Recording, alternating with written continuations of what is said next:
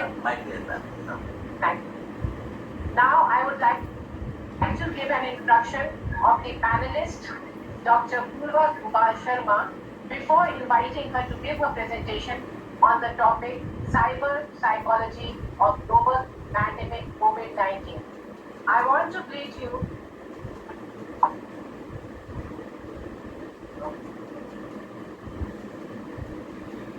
Dr. Purva Sharma.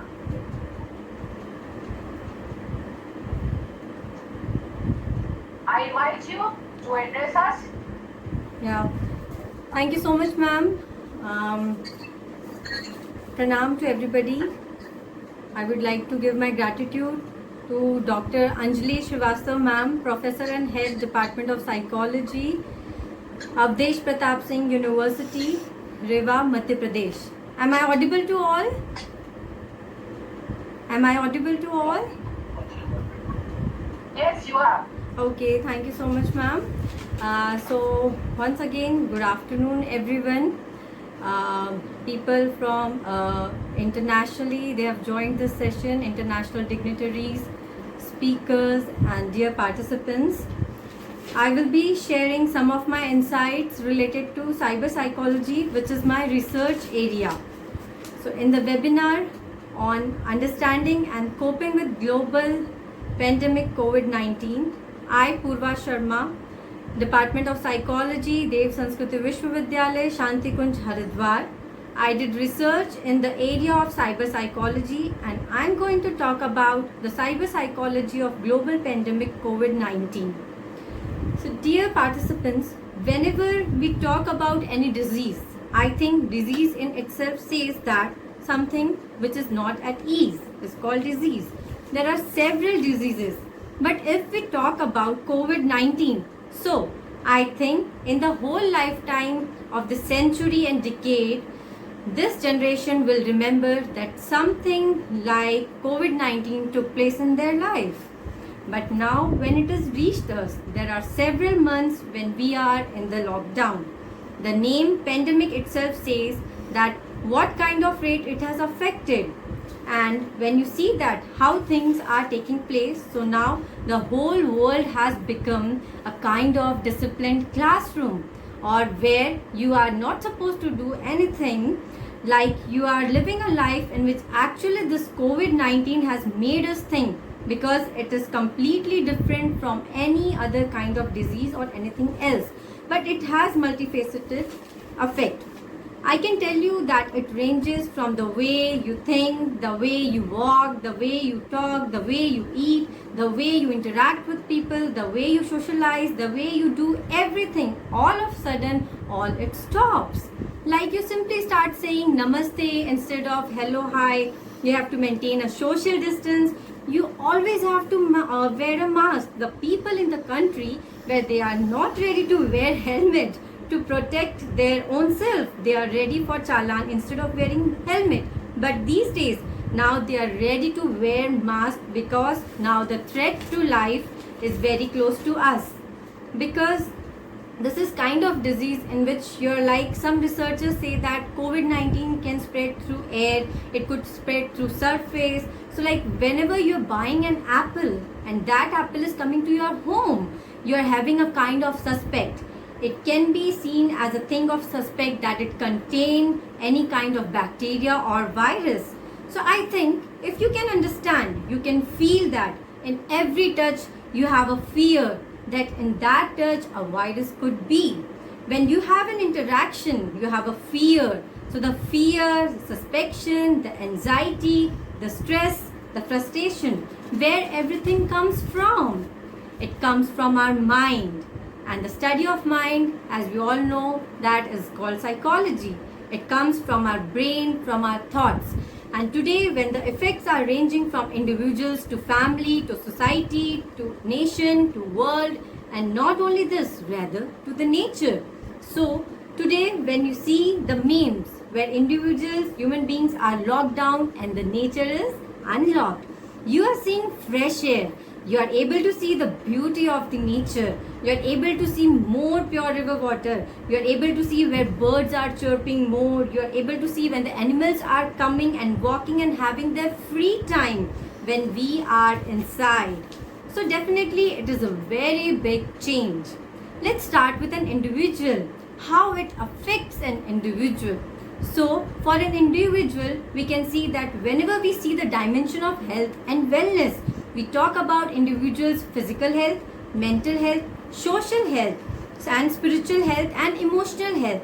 So basically, when you see that physically someone is ill or not, but socially there is lot of change that is happening.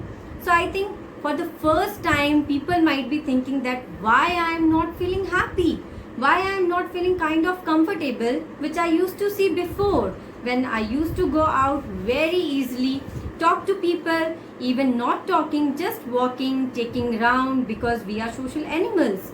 So when social distancing is taking place, then definitely people are more thinking about the social health, and it also affects their mood, their mind, their behavior and everything.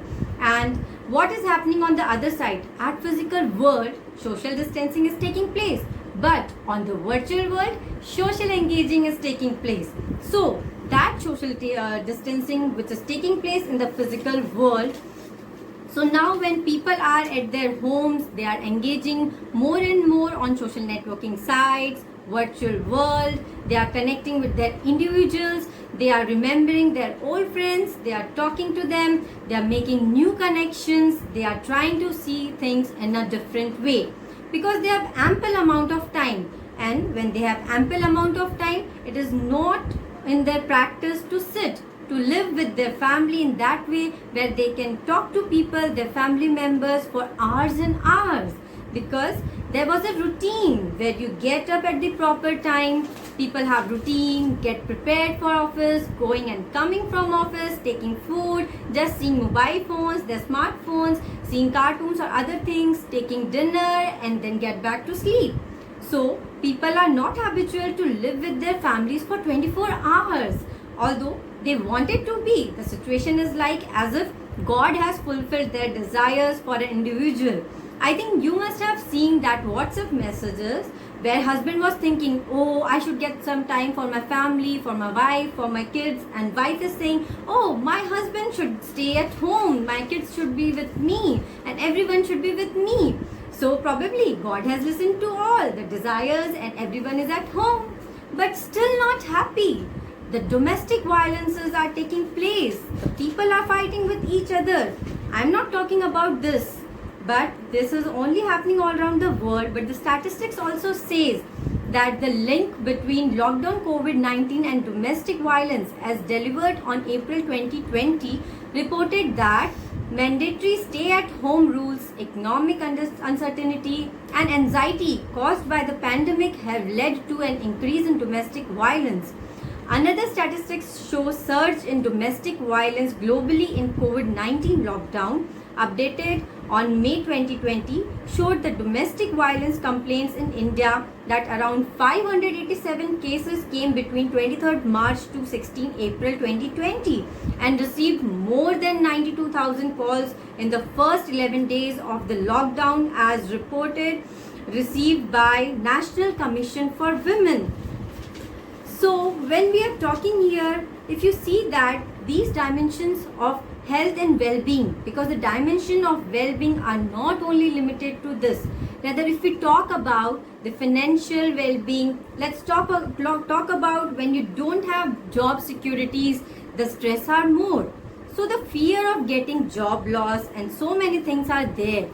They are actually affecting us physically. But I think if we all know the concept of psychosoma, the mind body relationships, or the relationships between our thoughts and body, says that it affects our thought first, because we are the human beings and are the natural machines governed by our thoughts, and we have to understand that thought is the pilot, the brain is the pilot, the brain is the driver, and thoughts are actually the instructions that brain gives to the whole body.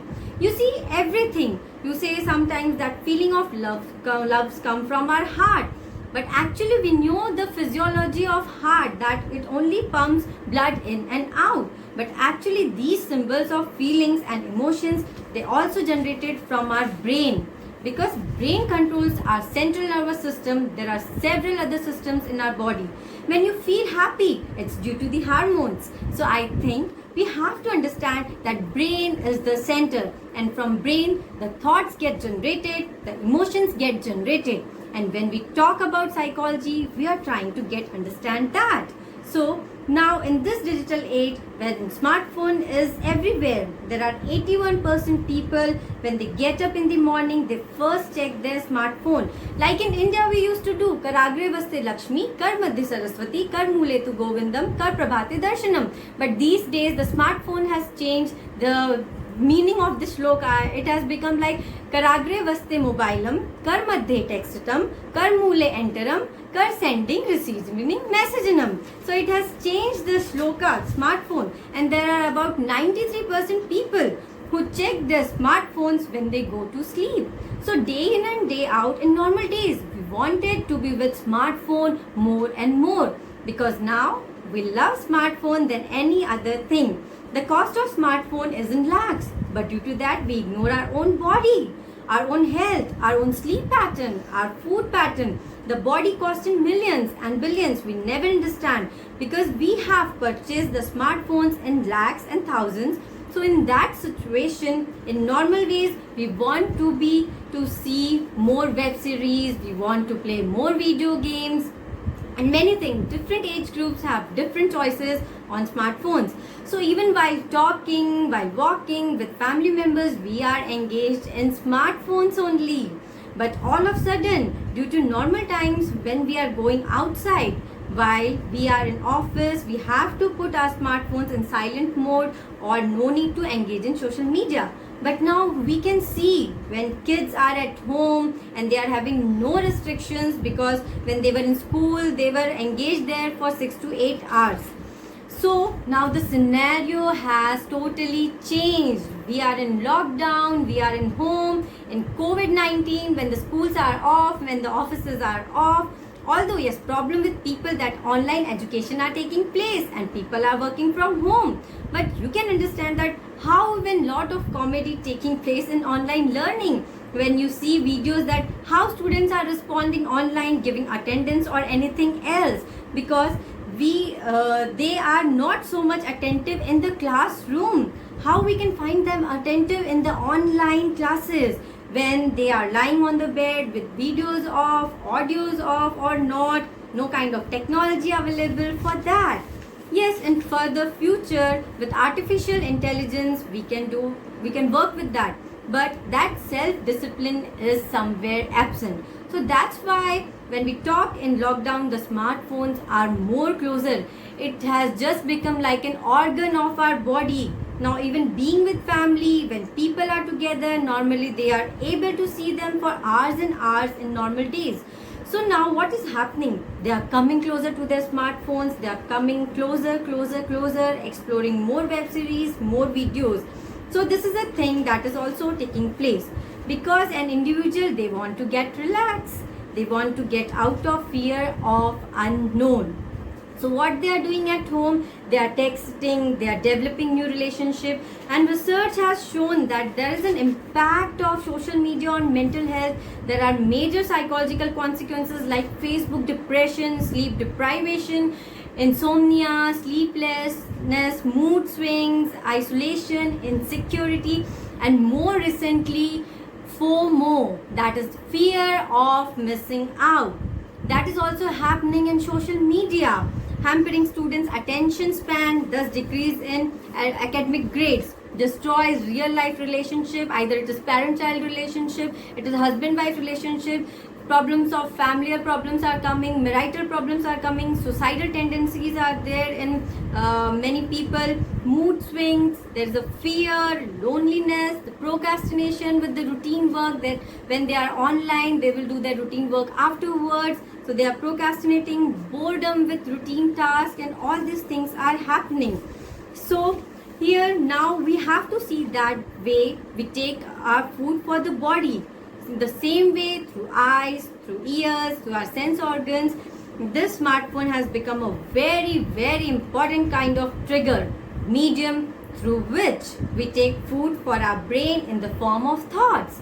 So whatever we see are seeing ultimately inputting in the natural processor. It is getting processed and the output is inside and outside, because we are not able to go in society. So what is happening? So there is something which is happening in the brain, and that is understanding mind is psychology, and understanding the mind and behavior in the cyber world is called cyber psychology. But now in normal days versus COVID-19 days, the smartphone usage time has increased. The time on social media has increased. That the researchers also say, as per the result of survey on the change in smartphone usage across India due to COVID-19 pandemic, the research in statistics updated on Statista on May 2020, it says that each individual user spent around 23 hours per week on their smartphones in the time preceding coronavirus. And so definitely, because of more usage of smartphones, people are having internet addiction disorder, that is they're surfing the social networking sites, compulsively shopping online. They have an internet gaming addiction disorder which increases their aggressive behavior, hostile emotions, education issues, isolation from family and friends, social media anxiety disorder. That is, the people have anxiety that if they will perform anything on social media, then people will like or not. Facebook addiction disorder, they are like people becoming depressive. Oh, they are getting so much likes, but I am not getting that much likes. Eating disorder, while eating people are on their smartphones only. They are taking more time for selfies, videos, and posting on the walls of social media in different ways. So like we have to think here that what can be the coping strategies in this field. So as we know, we all know that the problem properly understood is half solved. So there are some coping strategies, like we have to control on ourselves. Self-control should be there. As the patron founder of All World Gayatri Parivar, Pandit Shri Ram Sharma Acharya ji has given the concept of Sanyam, 4 types of Sanyam, that is Indriya Sanyam, Samay Sanyam, Vichar Sanyam, and Earth Sanyam. So we should practice all these self-control practices. Then again we can take out the, we can also give auto-suggestion to ourselves. The main practice we can do is mindfulness. Wherever we are, we have to give 100%. Either we are reading, if we are eating, and many things else. And there is also a digital detox. Like in India, we used to observe fast once in a week or every 15 days. We all know about Ekadashi, about Gyaras, that on that day we don't eat rice and all. So digital detox, if we are doing detoxing for our body, so we can also do the detox. Like if I'm on the time of eating, I will not use my smartphone. Before sleeping, I will not use my smartphone. So many other things, like while reading, when I'm with my family, friends, I am giving my time to family, that time I will not be connected with my smartphones. I'll keep it somewhere else. And we can also do the family screen audit time by downloading the apps like digital well-being apps, Moment app, which is a screen time tracker, that how much time we are on the screen, what we are doing, how much time we have unlocked the screen of social media sites, and how much time we have given to ourselves, me time and we time. All these things we can take it from there. And so I would just like to conclude that right now it's my consideration that if we see the iceberg principle, so on the tip of the iceberg are the other things, are the other psychology are taking place. But now all sort of psychology is the tip of the iceberg, and down is the cyber psychology, which is affecting in larger way.